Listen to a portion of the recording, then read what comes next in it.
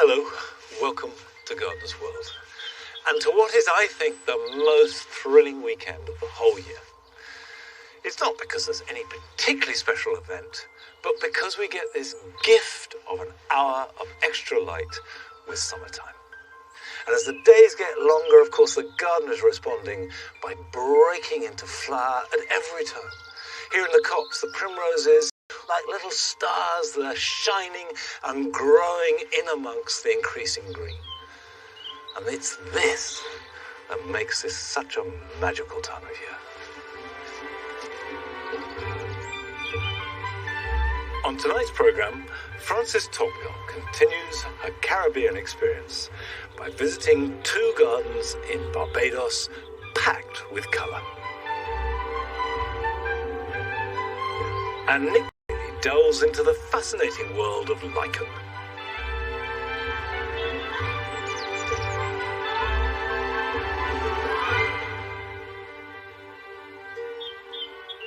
Come on in here. It is time to start planting the new area that is replacing where the box balls were and the hedged borders here, which have box hedges all the way around. And I want to enclose this area, but rather than hedge it, I'm going to continue the pleach lines. Pleaching is a method of training trees so that the branches grow sideways just in 2 dimensions to form a natural structure or hedge raised up above the ground. To do this, most of the lateral branches are removed so that you have a clean trunk. And there are a number of trees you can use, including hornbeam, apple or pear, but lime is the most common. I want to continue the line of existing limes into this new area, so I'm marking out the plot. Now, when you're planting any tree, whether it's bare root or in a container, what you're looking to dig is a fairly shallow but wide hole. It's a mistake to enrich the soil too much, because ultimately you want your tree to grow out into whatever is there. And if you make a planting pocket full of the best compost, the roots will just stay in that planting pocket. Now, what I have here is Tilia cordata, small leaf lime. And I'm planting bare root limes. And the advantage of bare root is that you have a wider choice season. In fact, if you want to buy bare root trees, do so this weekend. Okay, I need a structure to support the pleaching. I've got these chestnut stakes, and chestnut is perfect for any tree support or stake that's going to be in the ground for a long time because it rots very, very slowly. The reason why you plant bare root plants between October and March is because the tree is dormant and it's not demanding anything of the roots. So when you plant it out, the roots can start to grow before you get bud break, and that will ask the roots to do a lot of work. Containerized plants you can plant at any time of year. Right. Now this is the critical thing, because the roots drying out is what we're worried about. When you've got 2 trees in the ground, you can start pleaching. And remember that pleaching is simply a means of connecting trees either into lines of branches, or you can have it as a hedge up above ground. And it's a brilliant way of doing 2 things. 1, of getting trees into a small space, and 2, of creating structure. But this, however modestly you do it, is part of a long and I think glorious tradition of European gardening.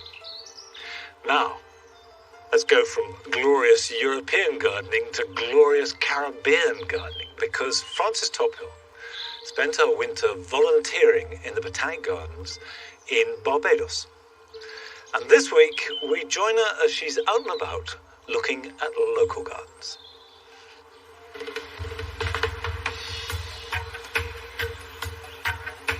Barbados, a beautiful Caribbean island. with the perfect climate for wonderful tropical plants, some breathtaking gardens, and some very passionate gardeners.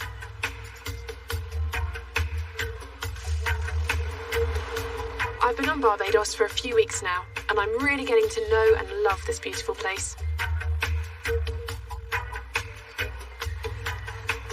While I was out exploring the island, I came across this verge of amazing blue flowers, which led on to a colourful hedge. So I followed the trail, and it brought me to an incredible-looking garden. I couldn't resist, so I knocked on the door, and Merle, the owner, has invited me back to have a look around.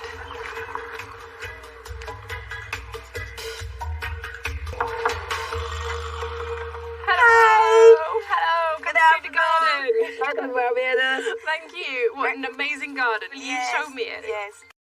So how long have you been here? I was living here for over 40 years now. 40 years? Yes. So are there any favourite plants that you have here? The Joseph court.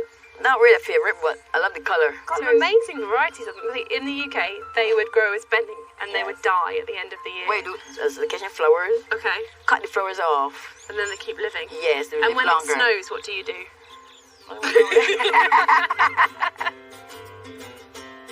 Merle is a passionate plants woman, and she's filled her garden with plants that she's grown herself.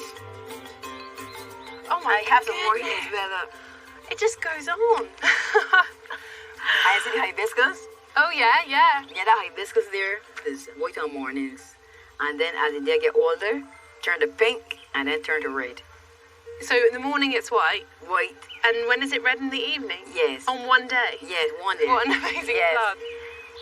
So right here now, I hatch my plants in here. This sun I have in this pot. Just sand? Sand, yes. In this old bath? Yes. So I hatch here. You see I have a root? That's amazing. So you're taking cuttings basically and you call that hatching? Yes, yes. I like that. Propagating. Propagating, So, yeah. I So like you have hatching better. Hatching is good. Right. So you have the root here. Yeah. All I have to do is this here, no, is to plant it in the ground. Sand is building sand. That's And amazing. once the sand is wet, it will catch quick. It won't take too long to catch, so probably a week or so. So that there has been growing just for 1 week and it's got a root that size? Yes. That's amazing. And is that a song of India? Yes. Yeah, so we have some more plants along here. So many plants. Yeah. Oh, I love the poinsettia. Poinsettia. Is that grown for Christmas here as well? Yes, it's grown for Christmas, yeah. See, we have them in England. These In flowers, little, they they're are this big. I know and that then big. we throw them away. They never get this big.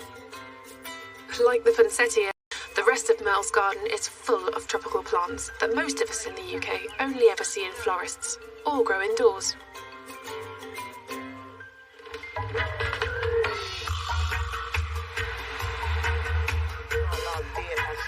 During my time on Barbados, I've got a real sense that, like Merle, the Barbadians absolutely love their plants and their gardens.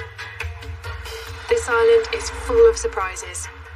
In the urban sprawl of Bridgetown is a suburb that was once fields of sugarcane. Barbados is famous for its legends of cricket and its prowess on the world athletic stage. But here, on this suburban estate, there's another kind of world champion, and the clue is in the street name. Do you think it would be possible for UK growers to grow these? Yes, they can be grown, but under special conditions. So if it's grown in a greenhouse and you have controlled temperatures in there, heaters, that you can control the temperature. You will also notice that the roots, it's not grown in any sort of medium. No mold, no potting mix, nothing. It's just bare roots. So you need to spray your plants at least twice a day. And a quick way of knowing when you've thoroughly soaked your plant, this grey silvery colour of the root should turn green. You would find that you have more colour more often in your greenhouse, and you will get to that. Thank you so much for sharing. Oh, you're welcome, Nick. You're welcome.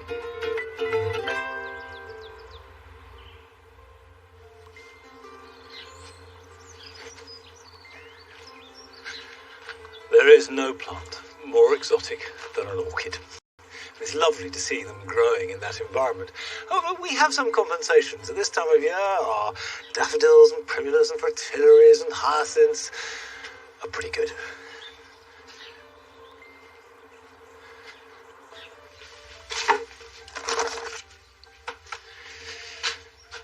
time to plant tomatoes. Tomatoes are the most popular vegetable, albeit the fact they're a berry, that we grow. And most people grow them outside. I don't here at Longmeadow because we get terrible blight. But if you're growing them outside, certainly now is the time to sow them. I've got some that I've sowed earlier. These are you need to sow them. Certainly no thicker than that. You can use any compost and tomatoes will germinate, but for perfection, get seed compost. Seed compost just has less nutrients and is slightly finer and rather easier, especially for small seeds to grow in. But it's not something to get hung up about. A peat-free general purpose compost will do the job perfectly well. Right.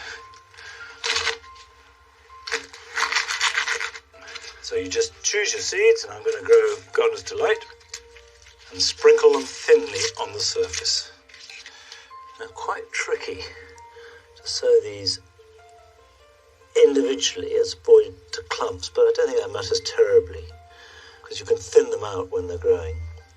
And then I just press them in very lightly so they're making good contact with the surface, and then cover them over. You can cover them with grit, you can cover them with vermiculite, or easiest of all is just to sieve a little bit of potting compost over the top. And finally, a label. And Gardener's Delight is a good doer because it's delicious. They make a lovely sauce, they're good roasted, and however you eat them, they explode with flavour. They're a really good, tasty tomato.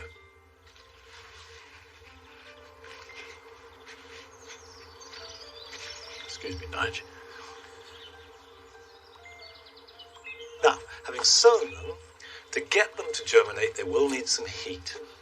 A windowsill above a radiator is fine, a porch, or if you've got a greenhouse with a heated mat, that is ideal. And then they will germinate in about 10 days to 2 weeks' time.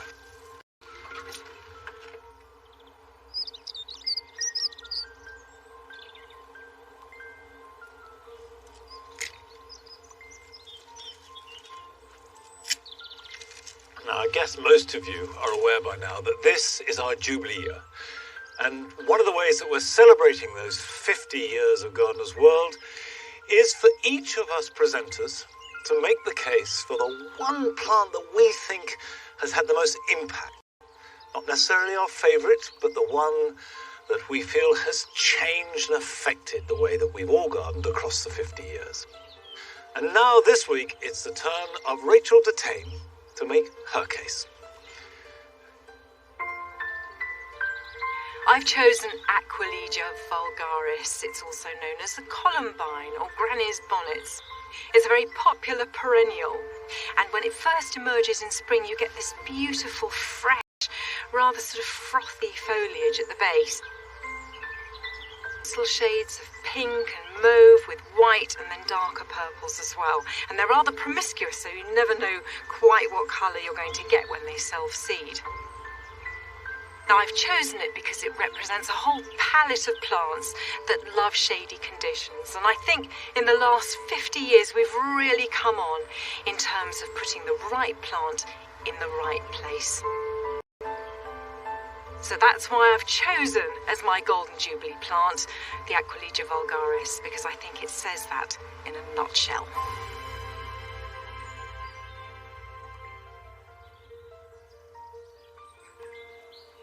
Rachel has chosen a plant that thrives specifically in shady areas. And today I'm planting a Clematis that also loves these shady conditions. I want to start planting up this wall. Every wall has pros and cons. This wall, which is east-facing, does get some sun, but is cold. So these Clematis have adapted to that. They're Clematis alpina. The first is one called Lemon Beauty. It will flower from April time to about the beginning of May. It's a spring flower, and therefore it's Group 1 Clematis, which means that it flowers on last year's growth. So it should only be pruned very lightly, if at all, and if you're going to do that, you prune it in spring. When you're growing any climber up a wall, get it well away from it, and then you can angle it back in. That does two things. It allows a decent root spread, and also ensures that there's some moisture.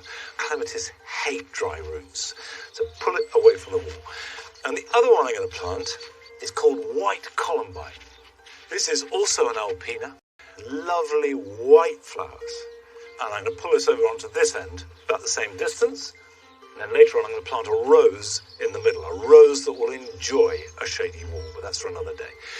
Now the planting of any clematis is actually quite specific, because what we want is a deep hole. In essence, what I'm doing is digging out a sump, and I'm going to backfill it with lots of compost. And that's not so much as a feed, but as a kind of reservoir to hold moisture. So these deep roots can get down, and if it's very dry, they will be able to find some moisture. I'm going to add some mycorrhizae, which is a fungus that helps make a connection between the roots of the plant and nutrients and moisture in the soil. And this can be planted fairly deep. Now simply backfill around it. Not going to rock about very much. It'll need a cane taking it to the wall, and then obviously a support once it's on the wall. Clematis are not ideal on wires because they tend to sort of flop over it. So either a trellis on the wall or some netting of some kind probably will work better. But in the end, like everything else, it's what's convenient and what you've got. Right, let's get the other one.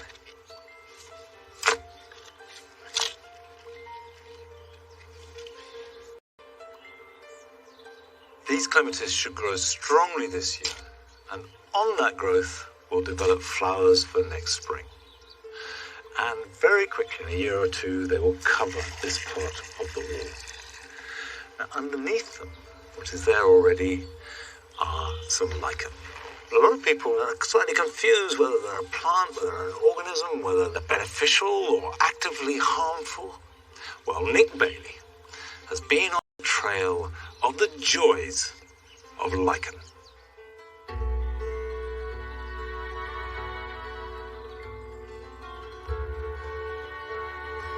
Look out of your window and they're absolutely everywhere. But very few people know much about the secret world of lichen. You'll find them in graveyards, in gardens, growing on old trees. And often people try and get rid of them or scrub them away. Some people celebrate them.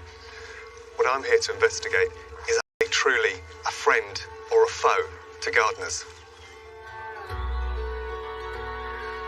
A lichen is two organisms functioning as a single unit. It's a symbiotic partnership between a fungus and an alga. They cover 6% of the Earth's surface and can grow in the most extreme environments where few other living things can survive.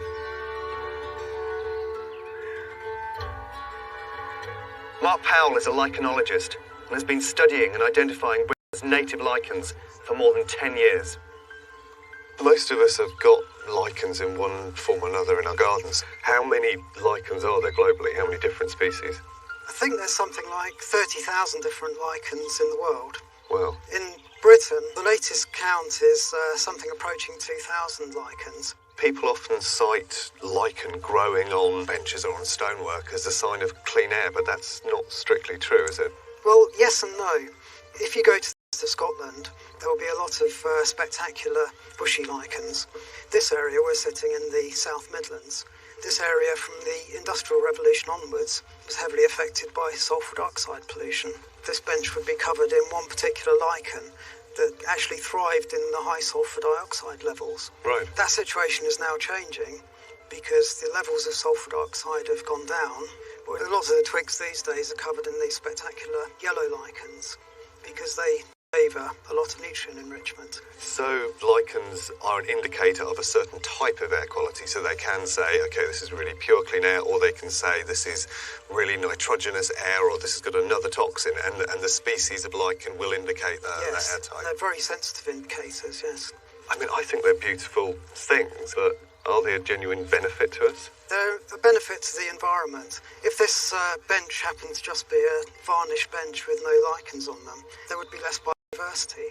It's not only the lichens themselves, But if you started stripping these lichens off, there would be all sorts of invertebrates underneath. They're like a little miniature forest. And so the birds are literally going in the depths of winter when there's nothing else to eat, and they can find those mites and yes, grubs they can. and things. They sometimes strip off the lobes to get at the various different invertebrates that specialise in living underneath the canopy. With an array of antique stone and mature trees, the graveyard is one of the best places to find lichen and answer a common gardening question. Gardeners tend to think that lichens are killing off a plant when they've got these sort of clusters across the surface, but that's not the case, is it? No, I get asked this so many times. People have a shrub that looks sickly in their garden and it's covered in lichens, and they think it's the lichens that is killing the shrub off. What's actually happening is the shrub is becoming sickly for another reason, and the extra light coming in, because there aren't so many leaves on this side, is allowing the lichens to thrive. So it's in no way a parasite, it's not damaging the plant? No, there's no actual hyphae that are going into the bark. And this yellow lichen, this is probably the one I've seen most commonly in gardens, and is it particularly common in the UK? It is very common. I guarantee any gardener in the country will have this in their garden. It's called Xanthoria parietina. The yellow colour there you can see is a pigment on the surface of the lichen. That's been shown to have active chemicals against leukemia cells. Wow, so it's actually potentially a seriously useful medicine as well? Yes, yeah. That's being investigated actively at the moment, yes.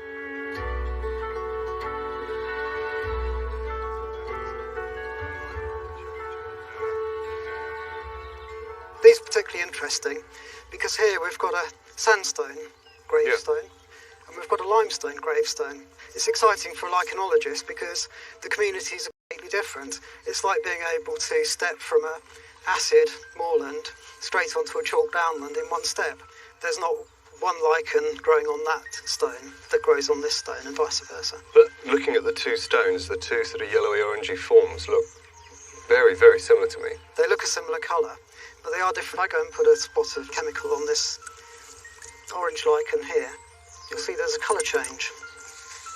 You see it's a reddish purple. Yeah, it's a really strong scarlet. Whereas if I try it on this lichen over here, which looks superficially similar, you see there's perhaps a slight darkening, but certainly not that reaction. I think it's fascinating that these two stones right beside each other represent two totally different ecosystems.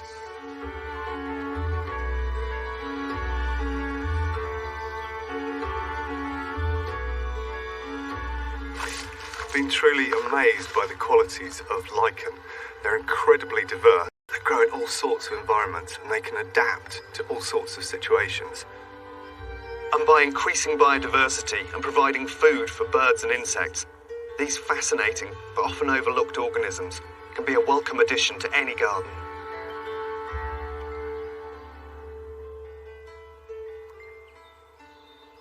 Well, I do so agree with Nick. I think lichen is wonderful. Even little splotches improve the character and texture, and you can encourage it into the garden along with moss. This brick wall here, I painted with yogurt, and it looked a bit odd at first, but moss and lichen have grown much more quickly as a result. Well, whatever your views on lichen, it's time to get stuck in with those jobs for the weekend.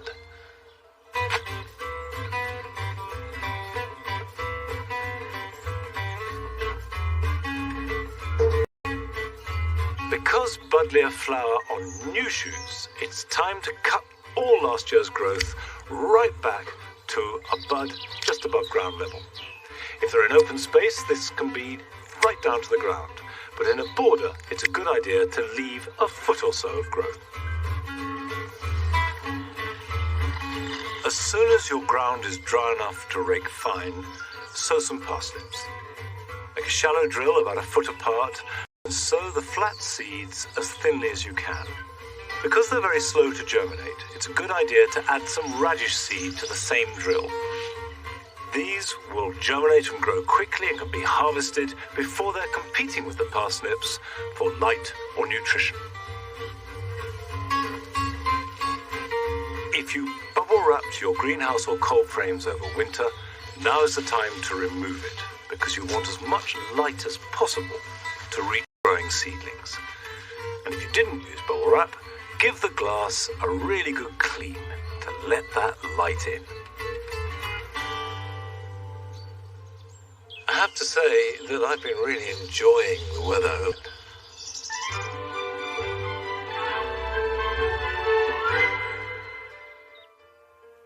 Hello there. If you're hoping to get into the garden this weekend, perhaps to tidy things up ready for the new growing season or to do some weeding, the good news is we'll see a lot of settled weather and some warm sunshine. So not just dry, but with plenty of sunshine for many. The payoff at this time of year is the night times can still be pretty chilly, and that's how we'll start Saturday morning and Sunday morning, with temperatures in the towns and cities close to freezing, but in the countryside below. So you may want to cover your tender plants, even bring them in and cover your seedlings as well. As for getting out and about, though, to do those gardening tasks, it does look set fair for most.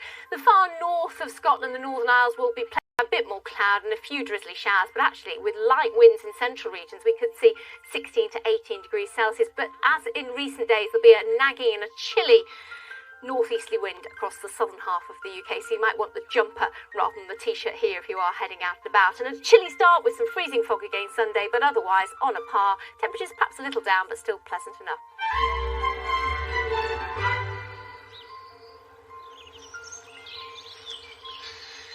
You know, these daffodils were flowering at the beginning of January last year.